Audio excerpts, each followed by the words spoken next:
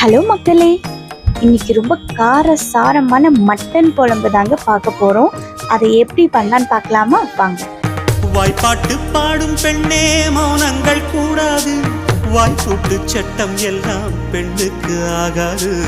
வண்டெல்லாம் சத்தம் போட்டால் பூஞ்சோலை தாங்காது, முட்டுக்கள் சத்தம் போட்டால் வண்டுக்கு கேட்காது.